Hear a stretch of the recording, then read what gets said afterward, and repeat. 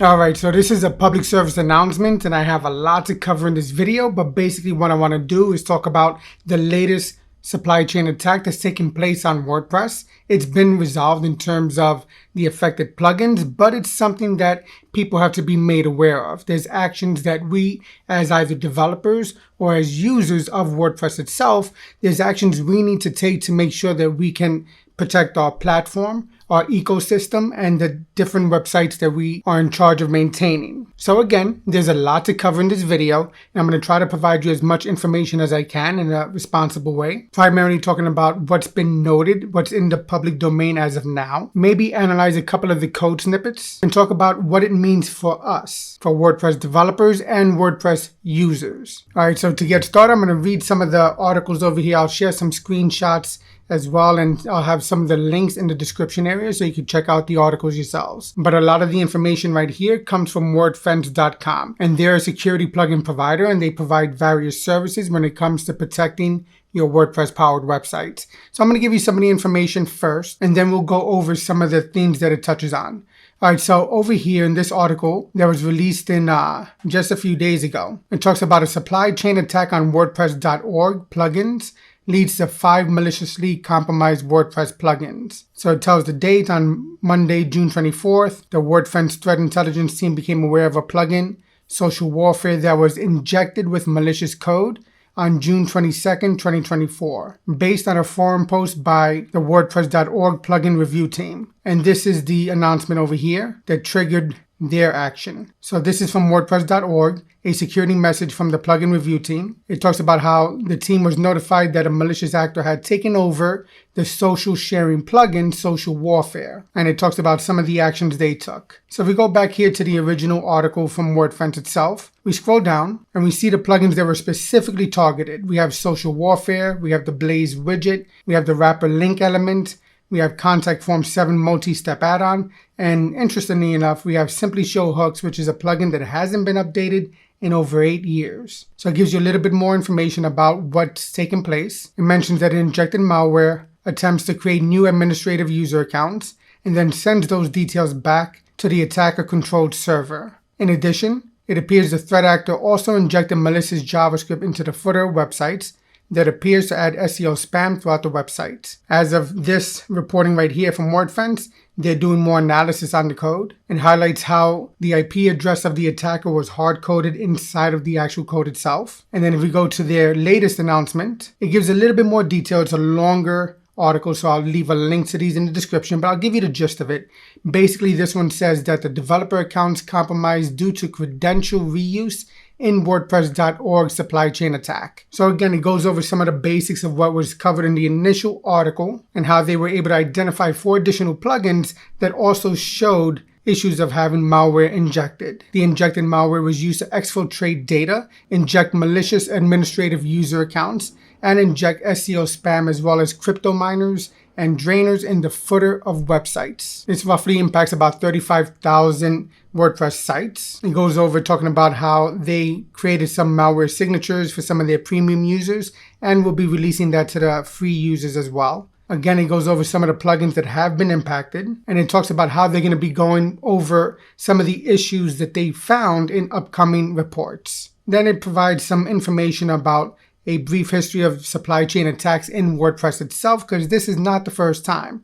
But again, this doesn't only impact WordPress. This actually happens with a lot of software out there. Basically, if you're big enough to get the attention of some of these malicious actors, you're going to be targeted in terms of the overall platform and ecosystem. And then the users get targeted from there. So you might be thinking, this is something I don't have to worry about as a small-time blogger or a small-time website owner. But remember, the larger platform itself gets targeted and then the users get targeted thereafter. So they give some information about what a supply chain attack is, talks about who is potentially behind this. And it identifies the fact that the developers themselves, the ones that were in charge of the plugins, were not necessarily the people that were behind the malicious code. What happened was that their user accounts was breached because of weak credentials that were found on the dark web or found online. So basically, they were reusing their user credentials, for the commit access to WordPress.org repository. And that's not a good idea. All right, so it talks about some more information here. talks about the fact that the plugins have no correlation with each other. And I'm going to show you what these plugins are. Talks about the fact that the code snippets were not very sophisticated, and talks about the fact that this was started probably about 4 months ago, especially with the Blaze Widgets plugin. That one, it seems, was the first one that was targeted since it has the least amount of users, and not many people are probably going to be monitoring that particular plugin. So they targeted that one. They had their base code injected, and then you can see the commits that were taking place. Now the thing is, with WordPress, you have the ability to download a plugin, but you also have an ability to see the log history of the commits that were made. Now that's a very beneficial system to have, because it gives us the opportunity to see where the attack and when the attack came forward or was implemented. So again, it talks about the lack security controls. All the commits were from different users, which shows that it wasn't directly the individual developers, but those developers were probably just targeted because they had weak credentials. Basically, they probably tried to get into a bunch of different, commit accounts from different developers, and these were the ones they were able to gain access to because of the reuse of those credentials themselves. And then it talks about some things that developers and organizations can do to prevent this type of situation from taking place in the future. One of them is don't reuse your credentials. In particular, your passwords for something like this should be something that's very difficult to crack. You should probably have a password that's over 20 characters long, go as high as you possibly can, and use a password generator and password manager so that way you can create these unique passwords. And then implement two-factor authentication. That way, if for some reason somebody does gain access to that one password, they'll still need another step in order to authenticate with the actual server. And then it talks about some other things that developers can do to utilize release confirmation emails and how to enhance the security on their developer accounts on WordPress.org. Now, for site owners, what can you do? Well, first thing to do is delete these plugins if you're running them on your site. And then you have to scan your site to make sure that you don't have rogue user accounts, especially with admin privileges. Now, the biggest thing here is that over the years, WordPress has enabled a feature that allowed for automatic updates.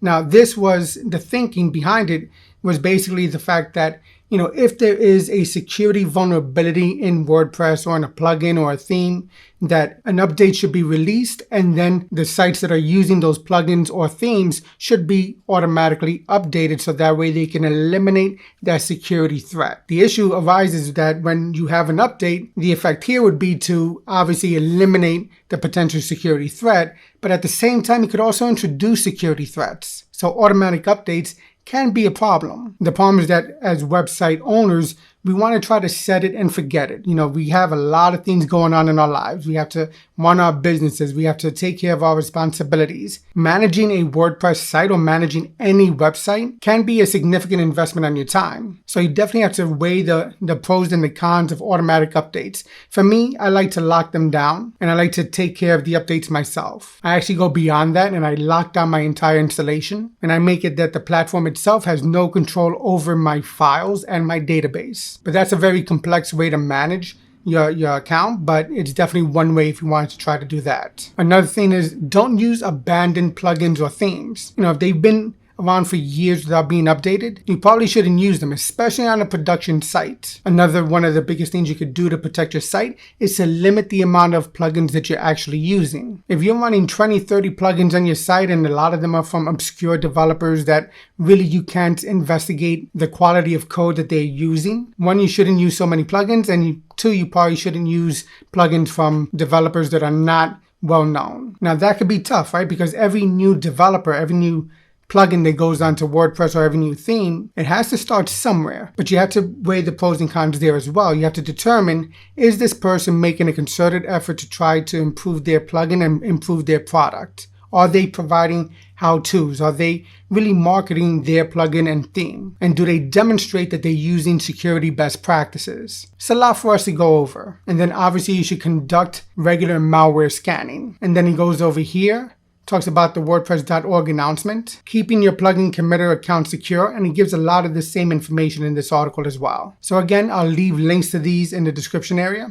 But let's take a look at some of the plugins. All right, so the first one over here is Social Warfare. We see that the plugin has been closed as of June 24th, and it's not available for download. The second one is the Blaze widget.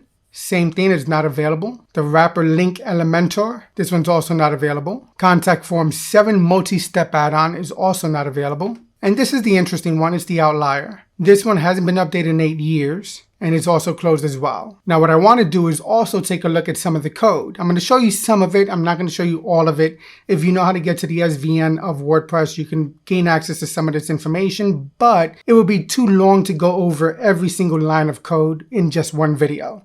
But I'll go over some of the code, and I'll show you some screenshots, and I'll show you exactly what I'm talking about in terms of what's being done. All right, so the first one I want to look at is social warfare. Now, I downloaded the TXT files for this version that has the malicious code in it. And what I'm going to do, first I'm going to go over my notes over here, is I'm going to go towards the, on social warfare, the file itself. I'm going to go to line 40 over here, and you can see they created a function called add footer script. And basically what they're doing is using the script tags over here for JavaScript, and they're using the eval function, and they have a Unicode escape sequences here to obfuscate what they're actually trying to do. So it's a lot of code that they have there, and then they're hooking it into the WP footer hook over here on line 43. And then what they're doing here is they're parsing for the WP config file. Now, the reason why they would want to do this is because they obviously want to be able to see what the database name is, what the database user account username is, what the database password is, things of that nature. They want to get that information, the DB host.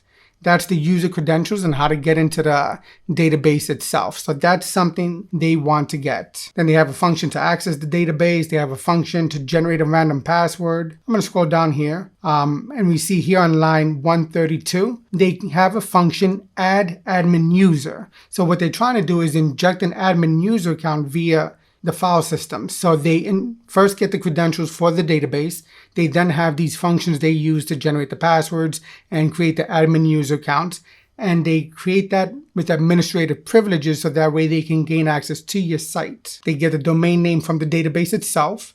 And what they're trying to do is they want to be able to send this information out to their home server. And then we see here on line 234, in a variable, they save their IP address. And a very interesting thing is if we go down to line 340, they have an array where they're storing key value pairs for the different CMSs that they're targeting. This is not only for WordPress. This is also going to impact, obviously, WordPress and WooCommerce, but also targeting Magento, OpenCart, PrestaShop, Drupal, Symfony, Laravel, and the Zend framework. So they're targeting multiple platforms here. And then they're also looking for configuration files for these particular types of CMSs on the server itself, which we can see on line 370. And then we see here on line 480, they perform a post request to the endpoint with JSON data containing the CMS detection and user counts. And they're sending it to these two different IP addresses right here. Then they get the various users for the account as well. They have a function to send a post request. And the thing is, we can see that they're reusing the same technique in various other plugins. So this is the Blaze widget, and it has a lot of similar code. So I'm not going to go over everything again, but just showing you they have the actual same Unicode escape sequences over here, and they're using the same techniques. And the same thing goes for the Contact Form 7 multi-step add-on and the wrapper link Elementor plugin as well. Now, the one outlier that I did notice here was the Simply Show Hooks plugin, which hasn't been updated in 8 years. Now, this one's interesting because it typically wouldn't be used on a production site. It would typically be used by a developer account. And I actually like this plugin, and I recommended using in the past because it gives you the ability to see what action hooks are being fired and where. And with this plugin, again, it wasn't the developer themselves that injected the code, but their user account was hacked because of their user credentials being reused in other different types of platforms. So never reuse your credentials. But basically, if we look at the original file here, version 1.21, if we scroll all the way down, we see they have about 573 lines of code. And just quickly perusing the code itself, there's nothing that screams out a problem or shows that there's a problem with this code. I actually spent a good amount of time analyzing it and seeing that there was nothing here that was of any real concern or showed any of the potential hacks that was taking place. But then what I did was I went to the SVN version of the 1.2.2 release, which is not available for download. And that version of the plugin is not available. And what I noticed is just quickly scanning it, I see that they have other code here. They have the same parse WP config file, which they wouldn't have to do. They wouldn't have to do that, and that code is not here in the original. But they have that there. They have the access database, and again, you wouldn't need to do that for this type of plugin. So this already identifies that something's wrong. Then generate random password. With this type of plugin, you wouldn't need that functionality. And then obviously we get into the other types of different functions that we saw in the other plugins, where they have the add admin user, the get domain from database, and other code that matches the other code within the plugins that they also hacked. What they don't have here is the obfuscated code that would inject the footer text that would be on your website. And that will probably not be here because of obviously the fact this is for developers themselves. So that raises another key point, and I'm going to analyze this code further. But basically, we as developers and users, we have to be mindful of our different environments. We have our production environment, which is what's live online that people can visit and view. We have to secure that as best we can. We have to use strong user credentials. We have to use password managers. We have to make sure we're using unique passwords and multi-factor authentication. We should be using or limit the amount of plugins that we're using on our site, and make sure they're from reputable, verifiable sources that have a good track record of keeping their plugins up to date. We should be scanning our code as often as possible, or at least scanning our installation. We got to make sure that we use some form of malware scanner like Wordfence Security, or using Solid WP, which also has a vulnerability scanner as well. But using these, you'll be able to scan your various accounts and set up firewall rules. That's very important to do. Now, the thing is, I want to log into my local host over here and show you how to do some of the stuff that we need to do. All right, so if we are going to, right now I'm logged into my user account. So if you want to be able to delete a user account or just scan for it, what you should do is just go to your WordPress dashboard, go to users or users, and just look for administrators. So I created a fake admin account over here just for demonstration purposes. You can delete the account itself right here, and that would be one way to do it. And then for the plugins, obviously just go to your plugins section and just go down the list to make sure you delete any plugins that were mentioned in this video. We could also go to our database itself. And if you see here, I'm in my local host. So I have the regular standard 12 tables. You could do this via phpMyAdmin on your hosting account, or if you have access to the command line to the terminal, then you could run these MySQL commands if you have that capability. One thing, you want to make sure to take backups of your website. You want to back up the database and back up the files and folders and all your different assets for that site. But if we go here to the database itself, I'm using phpMyAdmin since it's probably going to be what's used by most people. Go to SQL right here. I'm going to paste in this command, select ID, comma, user login. Let me make this bigger, comma, user email, space from, and then WP underscore users, and don't forget your semicolon. I'm going to run the go command, and it's going to list out the various accounts that are on my site. So we have the first ID for the first user. Then we have a couple of other users over here with my fake admin. You could delete the user account there as well. You would just click that delete button right there. But if you want to use SQL, you can go back over here. And what I'm doing here is let me actually go back to I'm going to leave that page, go back to SQL. I'm going to use this command over here. All right, so you could also go back to SQL and then run this command. Select WP users, the ID, the users, the user login, the user meta from WP users from that table. And then we're going to join the WP user meta on WP users ID with the value of WP user meta user ID. And we're looking for the capabilities. We want to be able to display what capabilities they have. So over here, the result will be, we have the 4 user accounts and we see the capabilities that they currently have. That corresponds to what's here as well. You see that there. So again, you can take a look at those. What you want to do here is take note of the user ID itself. So for this fake admin account, we see it has the user ID 4. All right, so I'm going to go back to the regular database itself, go to SQL, and then I'm going to use this command over here. Now note all of these commands are using the prefix of WP underscore. Your prefix might be different, so you will have to change that depending what your prefix is. But from the command line or from phpMyAdmin, you can type out this command here delete from WP users where ID has the value of 4, and then delete from WP user meta where user ID again has the value of 4. From here, what you could do if you want, you could simulate the query, simulate query. It'll show you the rows that it matches. And then also for this one, the fact that it matches 14 rows. And then you can click on that and get some more information. Or you can just click on go. It'll ask you if you really want to execute this command, because again, this is a destructive command, which is why you should always take backups just in case you inadvertently do something you don't want to do. We want to be able to undo that. But we're going to click OK. It's going to run it. We see that it took effect. Let's go back here. Let's reload our page. And now we see that the fake admin account is no longer there. Now, this was the way to do it via phpMyAdmin. Those same commands can be used via MySQL itself on the server if you have access via the command line. It's good to know how to manage your user account, especially if you end up getting locked out of your account on your actual website itself. Let's say your credentials were changed, but you still have access to your hosting account and you have access to your file system via your web server and database server. It's good to know how to actually SSH into those accounts and make the updates that you need to make from there. That's actually one of the best ways to do this, which brings me to another point. You want to, of course, use unique user credentials for your WordPress powered website, but you also want to make sure you use unique credentials for your hosting account, for your domain name. You want to use two-factor authentication. If you're using SSH to terminal in, you want to make sure you're encrypting all your traffic and using the highest level of encryption that you possibly can. You want to take every single possible security precaution you can. My recommendation for everybody, even if you don't have these plugins, is that you should go through your WordPress dashboard, go to the users account, and just peruse the various users that you have on your site.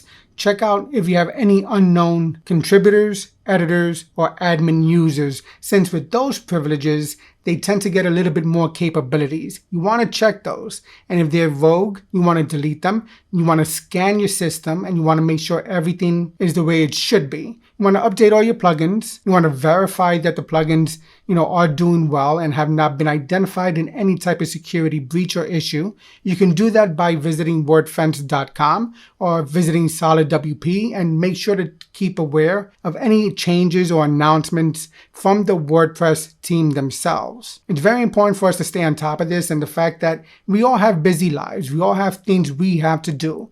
We have a lot of responsibilities. So a lot of these companies, fortunately, do the work for us in terms of identifying any issues. And they have responsible disclosure where they announce to people what are the issues and how to address it. So definitely stay up to date with what they have to share. Now, the question is, why is this happening? Well, these types of attacks and hacks have been happening for a very long time. But I have another idea of why this might be happening. You got to think about the context. You got to think about the timing. We are in a very interesting point in time in terms of the election that's taking place, not only here in the United States, but elsewhere around the world. We know that there's a lot of conflict taking place worldwide. We know that during times of conflict, and especially during times of elections, there's going to be increased cyber attacks. We're going to hear about the big ones. We're going to hear about the Federal Reserve getting hit by Lockbit, that hacking group. We're going to hear about the fact that Microsoft had issues with their Wi-Fi drivers and they had a vulnerability in there that they needed to patch. We're going to hear about all these big issues, but we don't always hear about the smaller ones. And again, like I said previously, people sometimes say, why would I be targeted if I'm a small website owner? Why do people care about my site? What is the purpose? What benefit do they have? One thing we have to remember is that obviously smaller sites may not be the ones that are maintained as well or focused on by the actual site owners. You might not log into your site every day. You might not update your plugins and themes in WordPress core every day. You might not have a malware scanner installed. You might not use the most secure credentials. And there's a lot of reasons why hackers or attackers would want to access smaller accounts. It's one, because they're not so maintained, but also the fact that they could be used to send out a lot of advertising spam. They can, all the users on their accounts and site visitors might be shown either spam type ad links or be directed to another website that might inject additional malware. Now, the thing is this: if you have a major website, a big website, they probably have a security team, they have an IT team, they're going to respond to this stuff in real time. So yes, sometimes they might get targeted, but Oftentimes the smaller ones get targeted because think about it. If you can infect, let's say in this case here, it was 35,000 or 36,000 websites that were potentially impacted based on the usage of these various plugins. So if you have 35,000 sites, that's a lot of SEO spam. But on top of that, it's also the server resources. Now think about it like this. We all know about, or we should know about, what's a botnet. We know that there's a lot of zombie computers out there. We've heard about it in the past with home computers being hacked and routers being hacked. But websites live on computers as well. They're just in a data center. So those can get hacked. So if you have 35,000 websites all teaming together to create a botnet, that could be used to attack a larger or more sophisticated site that would take a lot of resources to attack. And also, an attacker doesn't necessarily want to identify where they're coming from. Yeah, sure, the code here was pretty sloppy, but sometimes the hackers, what they'll do is that they'll point to your website, which is located on your domain name or your IP address, and they would attack another site from that location. So when the bigger site or the other institution looks at their log files, they're going to see that it came from your website, not from the attacker itself. Because if I'm in point A and I use point B to attack point C is going to see point B, not point A. Yeah, that's a lot of information, but basically I wanted to share this update because it is a PSA, it's a public service announcement. The fact that 5 plugins have been identified to have been injected with malicious code that creates admin accounts, that injects footer text onto some of the websites in the footer area of a site for spam purposes, and also other types of malicious code to create crypto miners and things of that nature. Basically, check out these articles because they provide a lot of good information and stay up to date on what's taking place within our ecosystem. And then if you're a developer, if you're a user, change your passwords. Make sure they're long and secure. Make sure you're using 2-factor authentication. Make sure you're scanning your system, keeping it up to date, and making sure it has no malware on it. Check out for rogue admin accounts or rogue editor accounts or contributor accounts. And try to limit the amount of plugins you're using. There's no need to use 20 or 30 plugins. With that many plugins being used, there's gonna be problems. Alright, so hopefully you found this video helpful. I want to share this update with you. I know it's a long video. I covered a lot of different topics here. I showed you some of the code, and I showed you how to actually resolve some of the issues inside of your backend of your WordPress installation, and also using PHPMyAdmin. If you enjoyed the video, give it a thumbs up. Don't forget to share this video with others because this is important information. And if you don't want to share this video, at least share the Wordfence article or the WordPress.org article on how to secure and maintain your site. This information is very important to have. And again, this is not just about WordPress. There's other content management systems that are being targeted as well. All right, so if you found the video helpful, thumbs up, leave your comments down below, and I'll catch you in the next video. Happy coding.